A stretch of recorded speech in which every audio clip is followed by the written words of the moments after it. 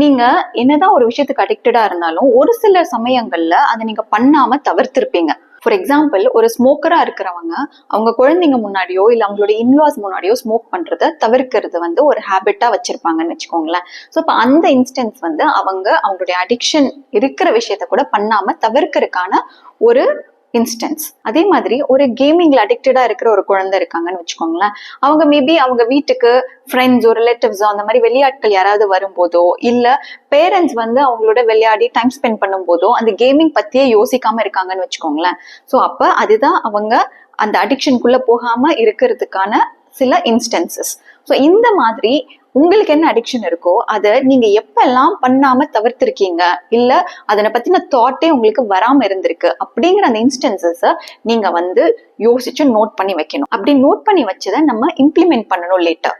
For example, நம்ம எடுத்துக்கிட்ட அந்த ஸ்மோக்கிங் விஷயமே எடுத்துக்கோங்களேன். இப்ப நீங்க உங்களுடைய இன்லாஸ் முன்னாடி நீங்க ஸ்மோக் பண்றது இல்ல அப்படிங்கறது நீங்க ரியலைஸ் பண்ணிருக்கீங்கன்னு வச்சுக்கோங்க. அப்ப என்ன பண்ணலாம்னா, ஒரு 2 நாளைக்கு நீங்க போய் உங்களுடைய இன்லாஸ் வீட்லயே போய் ஸ்டே பண்ணிடலாம். ஸோ அப்ப என்ன பண்ணுவீங்க, ஆட்டோமேட்டிக்கா நீங்க ஒரு நாளைக்கு ஒரு 10 சிகரெட் 15 சிகரெட் குடிக்கிறீங்கன்னா அதனுடைய கவுண்ட் கண்டிப்பா ரெடியூஸ் ஆகும். பிகாஸ் உங்களுடைய in-laws most of the time உங்களை சுத்தி இருக்காங்க.